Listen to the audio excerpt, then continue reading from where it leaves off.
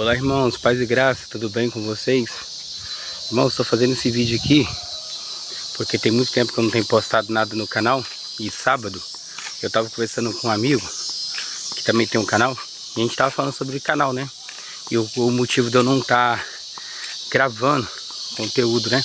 Hoje mesmo eu não ia fazer nada agora de manhã, que eu ia ajeitar as coisas lá em casa.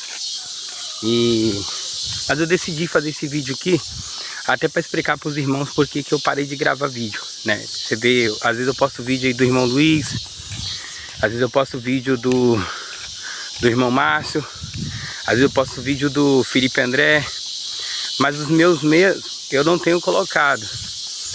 E hoje eu estava meditando aqui, ó, esse lugar aqui é onde eu faço minhas caminhadas de manhã, trago minhas filhas para brincar. Às vezes eu gosto de vir aqui também para refletir, que aqui é bem natureza mesmo, sabe? Aqui perto de casa, eu moro no interior do Espírito Santo, né? Então aqui não dá nem 2 minutos a pé e eu já tô aqui. Embora tenha calçamento, mas aqui é roça. Calçaram um pedaço aqui porque era muito difícil de andar aqui no barro quando chovia. Mas enfim, aí eu tô fazendo esse vídeo aqui para falar um ponto interessante que eu venho refletindo muito esses dias e também para esclarecer, irmãos. Eu não tenho gravado vídeo porque infelizmente eu não continuo firme na presença do Senhor. Ainda tenho muitas coisas para poder melhorar, deixar coisas que eu já tinha deixado para trás, eu acabei voltando. Eu não me importo de falar isso, não tem problema nenhum. Tem um presidente, ex-presidente do país, se eu não me engano é Juscelino Kubitschek, ele disse o seguinte: eu não tenho problema nenhum em voltar atrás se eu estiver errado, porque meu compromisso não é com o erro, meu compromisso é com a verdade. Então, eu refaço dessas palavras minhas palavras. Eu não tenho problema nenhum em reconhecer meus erros, ter que voltar atrás se eu estiver errado, porque meu compromisso não é com o erro, meu compromisso é com a verdade. E Deus sabe disso. E eu tô aqui para falar isso para vocês, né? Porque eu não tenho gravado. Eu morro de vontade de gravar, mas sabe, o testemunho também conta muito, né, irmãos? Imagina, você me ver aqui falando sobre a palavra de Deus. Eu acho que eu tenho um conhecimento, assim, razoável, bom. E depois você me vê eu, sei lá, falando um palavrão ou discutindo com alguém, sabe? Às vezes pouca coisa que talvez você não discutiria, entendeu? Então, assim, algumas coisas desse tipo, né? Eu tenho duas filhas. Um mês mais ou menos atrás, menos de um mês, a minha filha mais velha, vai fazer 5 anos agora em janeiro, foi diagnosticado com um quadro de saúde delicado, precisa de muita paciência, né? E eu também tenho uma outra, eu tenho que dar atenção para as duas. Eu me separei ano passado, tem 1 ano que eu me separei, e com 1 ano praticamente saiu o divórcio, né? Então são muitas coisas que aconteceram, mas aqui o de eu ter chegado até onde eu cheguei não foi exatamente só pelo fim do casamento, essas coisas não. Já são coisas antes, né? Você vê que eu me separei ano passado e desde o ano passado já não vinha postando muitas coisas, porque os problemas já estavam acontecendo, né? Então por isso, irmãos, que eu não tenho gravado, vocês não vão ver minha cara por aqui falando da palavra de Deus. Eu falo da palavra de Deus com qualquer pessoa onde eu estiver. Eu vou defender aquilo que eu creio que é verdade, aquilo que eu sei explicar. Eu sempre digo e vou repetir aqui nesse vídeo: eu só creio naquilo que eu consigo fundamentar, irmãos. Eu não vou crer em nada porque ninguém falou, porque ele é meu amigo, porque ela é minha amiga. Nada disso, irmãos. Eu só vou crer, eu só vou dizer assim: eu creio nessa doutrina quando eu conseguir explicar ela e fundamentar ela na palavra. Quando eu tiver como, de certa forma, discutir, né, entre aspas, aquilo com alguém que vier me questionar. Fora isso, eu não creio, sabe? Antes de 2017, eu vim de igrejas pré-tribulacionistas, né? Então, assim, eu acho que a maioria das igrejas são pré-tribulacionistas, né? Eu acho que tem batista que é pré-tribulacionista que não sabe nem o que é. Ele fala uma coisa, depois fala outra. Eu tô falando por experiência própria, que eu já conversei. Eu tenho pessoas chegadas a mim que são batistas e eles... Entendeu, irmão? Enfim, né? E é sobre isso também que eu quero falar aqui.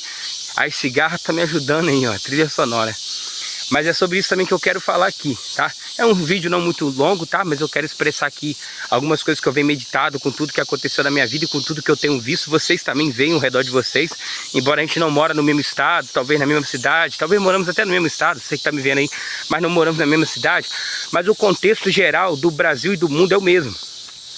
Tá? Alguns países são menos violentos, outros são mais, mas o contexto em si é o mesmo. E o que eu queria falar para vocês é o seguinte. A questão, né, do que a gente tem visto, né? Pessoas que não sabem fundamental, que dizem crer, uma hora fala uma coisa, outra hora fala outra. Eu vivo nesse contexto, vocês também devem viver nesse contexto, porque eu converso muito com as pessoas ao meu redor sobre a palavra de Deus. Então, eu fui vendo umas coisas. Eu priorizei muito tempo aqui nesse canal, ensinar doutrinas apostólicas. Eu vejo os irmãos fazendo isso, irmão Luiz, irmão Márcio, irmão André, o Felipe André, na verdade. Cara, e é isso mesmo.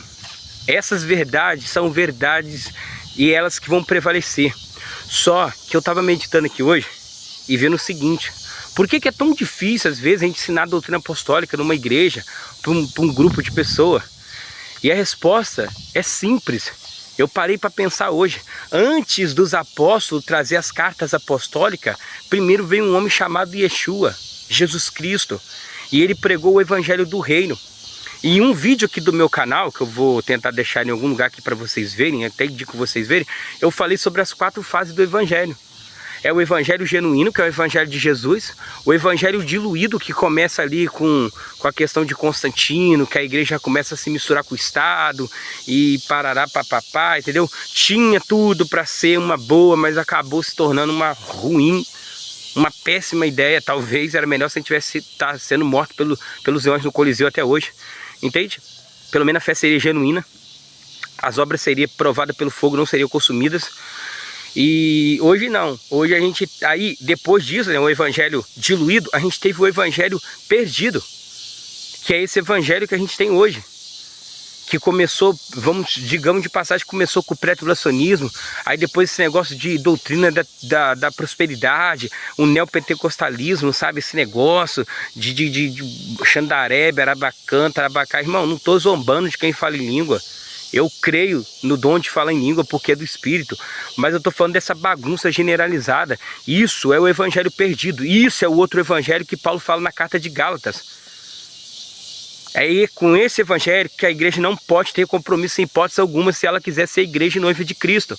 E, voltando no que eu estava dizendo, antes das cartas apostólicas tinha um evangelho genuíno que foi pregado, ensinado, vivido pelo nosso Senhor Jesus Cristo.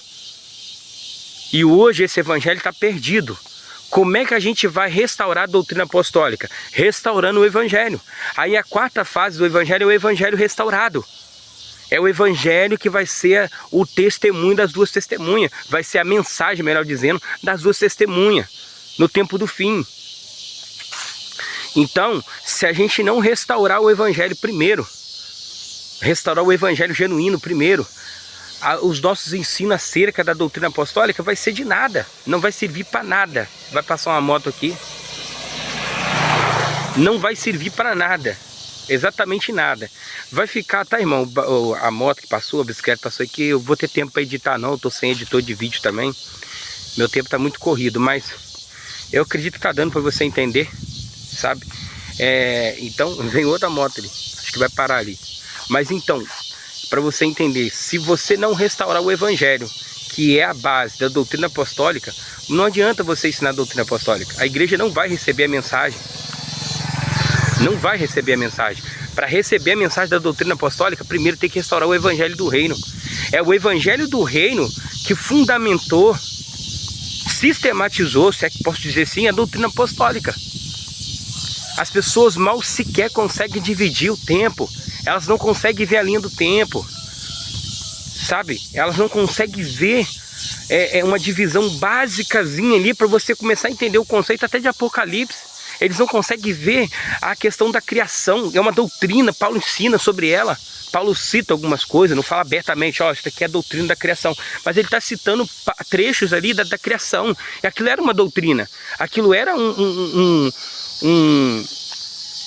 como é que eu posso dizer, um instrumento de gerar fé neles, dentro deles também, misturado com aquilo que o Senhor ensinou.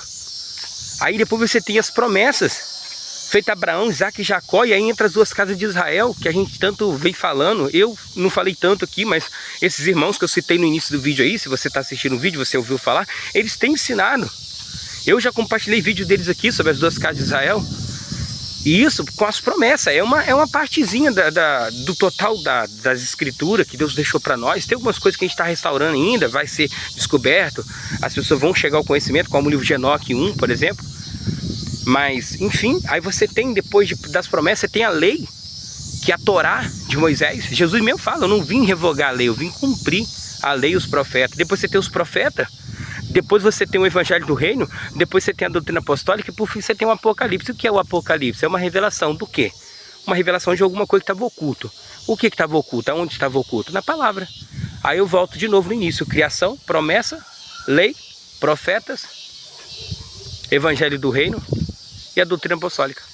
Isso se acopla e forma a revelação do Apocalipse. E você consegue entender o Apocalipse, se você tiver essa divisãozinha na sua cabeça.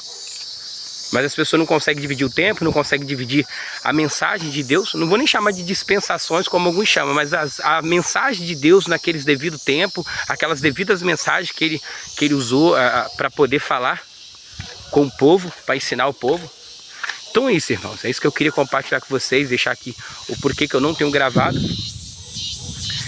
Peço aos irmãos que estejam orando pela vida, principalmente da minha filha mais velha, que tem 5 anos, a outra tem 3. Para que elas possam crescer no caminho do Senhor, amar o Senhor de todo o coração, e ainda que elas andem pelo vale da sombra da morte, elas tenham a certeza, como eu tenho, de que a gente só tem um amigo nessa vida, e o nome dele é Deus, né?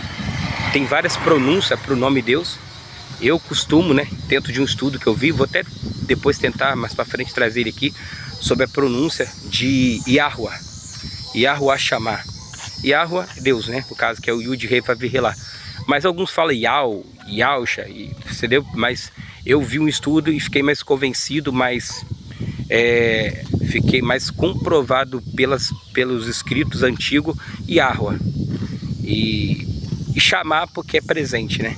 Yahuwah Shammah, Deus presente. Ele sempre esteve presente comigo e ele está com você também, tenho certeza disso. Então, o inimigo ele faz de tudo para tentar a gente questionar Deus. Ele fala assim, Deus, por que isso tudo aconteceu? Aí vem aquela questão de permissão. As pessoas acham que permissão é a vontade de Deus. Permissão não é a vontade de Deus. Permissão é a sua vontade. É quando Deus fala assim, não, vai lá então, faz do seu jeito. Isso é permissão. E você não pode culpar Deus pela permissão dele, porque a permissão de Deus se resume e se atrela à sua escolha. Então você tem que culpar você. Por isso que as pessoas viram ateu e se ferram na vida aí, beleza?